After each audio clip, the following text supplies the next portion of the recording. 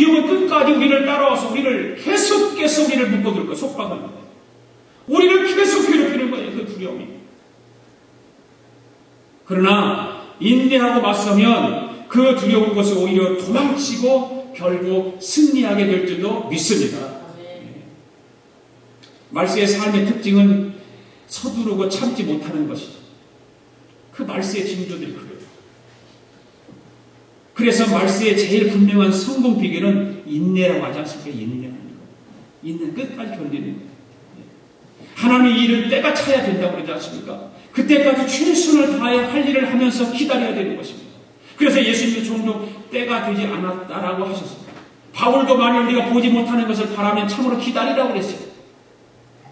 농부가 열매를 수확하려면 기다리는 길밖에 다른 길이 없습니다. 그처럼 현재 상황이 어렵고 답답해도 기다리는 것입니다. 아멘. 그래서 링컨 대통령도 어려울 때마다 나는 기다릴 겁니다. 그 말을 많이 사용했대요. 나는 기다릴 겁니다. 나는 기다릴 겁니다. 억울한 누명을 쓰고 오해를 받고 섭섭한 말을 듣고 견디기 어려운 모욕을 당해도 여러분 참으십시오. 기다리는 거예요. 견디는 거예요. 할렐루야. 네. 때로는 간절한 기도가 더디 응답되어도 주님을 바라보면서 참고 기다리는 저와 여러분이 될 수 있기를 원합니다. 저 응답이 더디 응답고 그것 때문에 중얼중얼대고 신앙생활도 그냥 별로 그렇게 뜨겁게 하지도 않고 응답을 주면 더 응답해주면 잘하는 것 같다가 응답이 좀 더디면 또 시원찮아.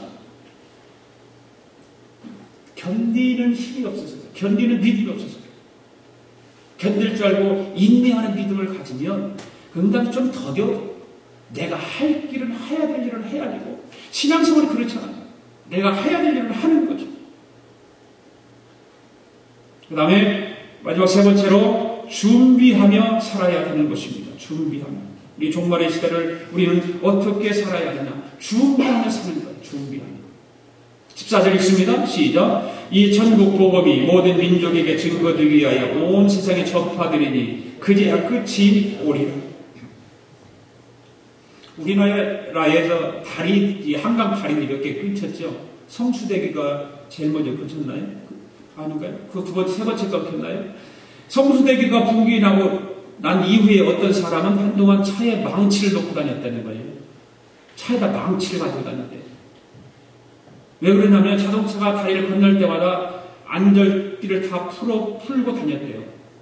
다리를 건널 때는 안전띠를, 망치를 차에다 두고 다리를 건널 때는 안전띠를 틀고 왜 그렇습니까? 다리가 부러지면 망치 유리를 깨고 도망치겠다는 거죠. 그런 것을 듣고 그런 것을 글을 보고 그러면서 참 웃음이 저절로 났다. 우리나라 사람들은 꾀 부리는 것을 1등이잖아요. 꾀 부리는 거. 어떻게 꾀를 부려서 하여튼 해보려고 하는 거. 예. 세상에 다리가 무너졌는데 망치로 깨서 탈출이 가능해요. 그게 지금 차가 낭떠러지에 떨어지고 있는데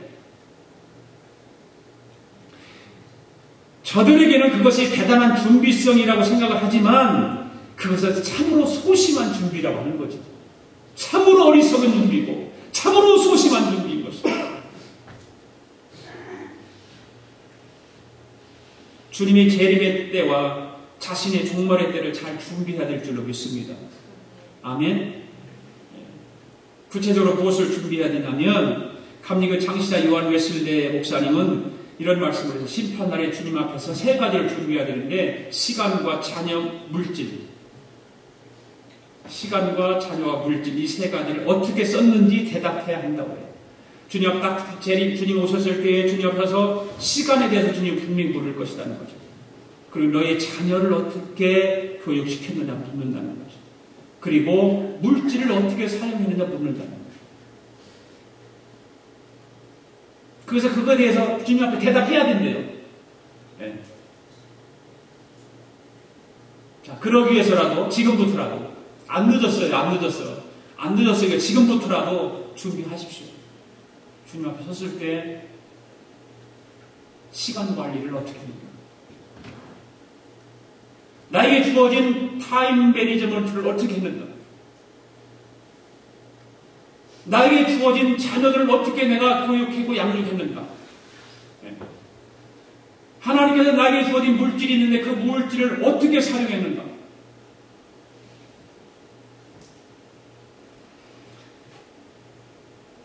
그 문제에 대해서, 그 질문에 대해서 떳떳한 대답할 수 있는 준비를 하는 저와 여러분 되기를 원합니다.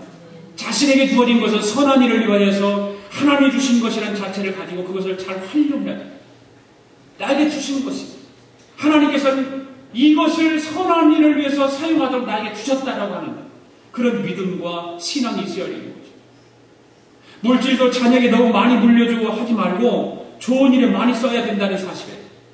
우리 한국 사람들은 특히 다 자녀들에게 물려주는 부모들이 다 원하잖아요, 그것을. 근데 미국 사람 좀 다르잖아요. 미국 사람들은 자녀들에게 물려주는 사람도 있겠죠. 왜 없겠어요? 그런데 많은 사람들이 교회에다가 다 놓고 가든지, 아니면 사회에 어느 봉사단체에서 다 주고 가든지, 자녀에게 안 물려주고 그냥 사회에다가 교회에다가 다 물려주고 간다는 거죠. 자녀에게 물려주는 것이 자녀를 위한 것이라고 생각을 하지만 그렇지 않다라고 하는 것이 우리 주위에서 곳곳 일어나지 않습니까? 그래서 마태복음 6장에서 예수님이 부모를 하늘에 쌓아두라 하신 말씀은 무슨 말이냐면, 나중에 천국에 가면 사람들의 생각을 초월한 또 다른 차원의 풍성한 천국이 있다는 말씀이에요. 또 다른 천국. 그런 천국의 풍성함을 추구할 수 있는 저와 여러분이 되기를 원합니다. 이제 사람을 기쁘게 하기보다는 하나님을 기쁘시게 하는 일에 더 신경 쓰기 바랍니다. 그래야 나중에 하나님 앞에 섰을 때 잘했다, 착하고 충성된 종아 칭찬 들을 것입니다. 특별히 종말을 준비하면서 무엇보다 복음 전파와 선교를 위해서 자신의 물질과 시간과 재능을 드릴 수 있기를 원합니다. 주님의 재림의 일은 아무도 정확히 모릅니다. 성경에 그렇게 이렇게 있어요. 그런데 요즘 또 미국에 여기는 88.1 패밀리 라디오, FM 패밀리 라디오 그 회장인가, 뭐 사장인가, 뭐 모르겠어요. 목사님인데 그분이 또 내가 볼 때는 망언을 했어요. 금년에 예수님이 또 재림하신다고 또 선포를 했어요. 그 기사 못 읽어봤어요, 여러분? 들어봤지 않았어요? 몇 년 전에 제가 미국에 왔어요. 94년대 미국 왔는데, 94년대 그분이 또 예수님 오신다고 한참 그래가지고 어떤 목사님이 거기 홀딱 빠져가지고서 그냥 예수님 온다고 준비하고 그러더라고요. 그런데 분명히 말하는 건 성경에 모른다고 해서 모른다. 아무도 정확히 몰라요. 주님의 재림에 대한 한 가지 단서를 주셨는데 그것은 복음 전파가 온 세상에 전파될 때에 주님이 오신다고 했어요. 할렐루야. 세상 끝까지 복음이 전파되면 주님이 오시는 거예요. 성경에 그렇게 기록되어 있어요. 즉 종말은 전쟁이나 천지개벽 때문에 오지 않고 복음이 땅끝까지 전해진 후에야 온다는 사실입니다. 그 말은 결국 복음 전파가 성도의 최후의 사명이고 내 인생의 결론인 거예요. 복음 전하는 것이 내 인생의 최후의 사명이 될 수 있기를 축복합니다. 내 인생의 마지막 결론이 복음 전파가 되기를 축복합니다. 이제 살아야 할 목표를 보다 분명히 할 수 있기를 원해요. 바로 복음 전파는. 이 종말 시대에 우리는 어떻게 살아야 합니까? 복음이 다 전파되어야 주님이 오신다고 말씀하셨기에 우리 이 종말 시대에 우리는 복음 전파의 생명을 걸어야 될 줄로 믿습니다. 세상에 어수선하고 그곳에서 엄청난 그 재난의 소식들 참 많이 들려오고 말세의 징조가 점점 뚜렷해지고 있고 이런 때일수록 자기 맡은 자리에서 최선을 다해서 내일을 준비해야 될 줄로 믿습니다. 그런 준비가 없는 재림 신앙처럼 허무한 것은 없잖아요. 그렇잖아요. 분명히 우리가 피부 느끼고 현실을 보고 그러면서도 우리의 삶이 너무 허무한 삶을 살고 있다는 것. 너무나 허망된 꿈을 꾸면서 살아가고 있다고. 어떤 사람이 예수님이 재림을 간절히 기다렸답니다. 그 이유를 물어보니까 기가 차는 거예요. 남에게 돈을 빌렸는데 그 빌린 돈을 갚을 길이 없으니까 예수님이 오시면 좋겠대요. 그게 종말 시대에 살아가는 신앙인입니까? 어떤 사람은 세상 살아가기가 너무너무 힘드니까 예수님이랑 빨리 오셨으면 좋겠다라고 그냥 자기 나름대로 독백처럼 하기고 그냥 이야기를 해요. 예수님 빨리 오셨으면 좋겠대요. 살기 힘들으니까. 그게 종말 신앙을 살아가는 성도의 자세입니까? 우리 아가페 교회 성도들은 그런 식으로 예수님이나 오셨으면 좋겠다고 하지 않기를 원합니다. 종말 시대에 준비하는 사람은 먼저 구원 빛을 갚으려고 하는 마음을 가지고 살아갑니다. 그렇죠? 갚아야 되지요. 그것이 종말 시대에 살아가는 성도의 삶이잖아요. 이 세상에서 열심히 사는 것, 잘 믿는 것, 종말을 잘 준비하는 것입니다. 아멘? 그렇잖아요. 적당히 믿고 내가 살기 힘들고 고달프니까 예수님 빨리 오셨으면 좋겠다라고 이렇게 고백하며 다니는 것이 아니라 내 현실이 좀 힘들고 내 삶이 고달프다 할지라도 그 삶 속에서 최선을 다해서 사는 사람에게 우리 하나님은 기대하시고 기뻐하실 거 아니겠습니까? 그것이 종말 시대에 살아가는 성도의 삶인 거예요. 여러분 기도할 때 한번 가끔 하나님 앞에 이렇게 물어보세요. 하나님은 누구 때문에 살만 나세요? 한번 물어보세요. 뭐라고 대답하시죠? 종말 시대를 바르게 정립해서 바르게 살아가는 성도들이 하나님 먹고 이렇게 말씀하시거든요. 나는 너 때문에 살만 난다. 나는 너 때문에 살만 난다. 그 말 들으면 얼마나 좋겠어요. 그렇죠? 나는 너 때문에 살만 나.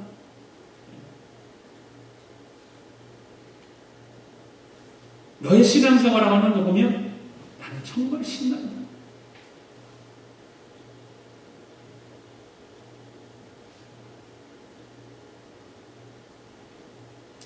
하나님께서 여러분 한 사람 한 사람을 보실 때 두고 보기에도 아까운 사람들 되기를 원합니다. 나 한 사람이 하나님의 기대 주임을 잊지 마십시오.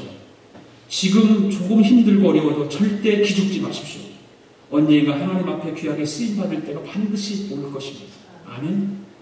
종말 시대를 살아가는 성도답게 살아간다. 하나님 앞에 쓰임받는 날 분명히 와요.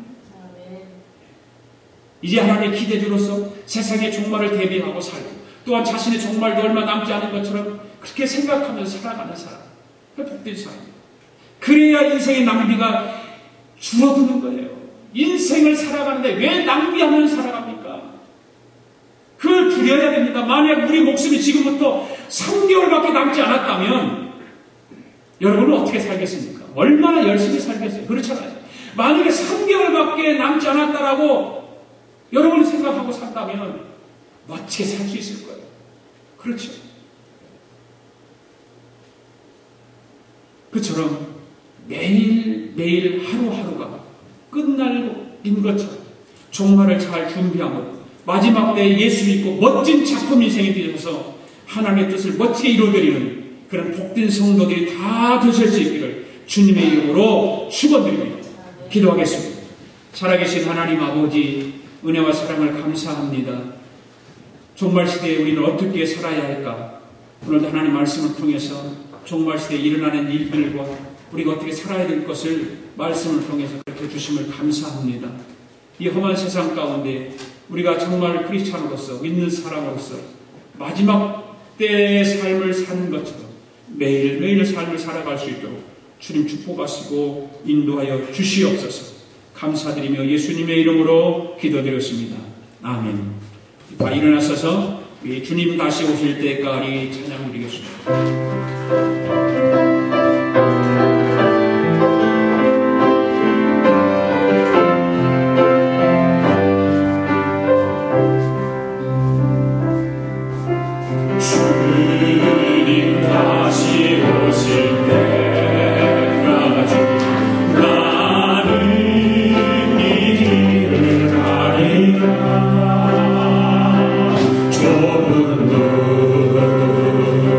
좁은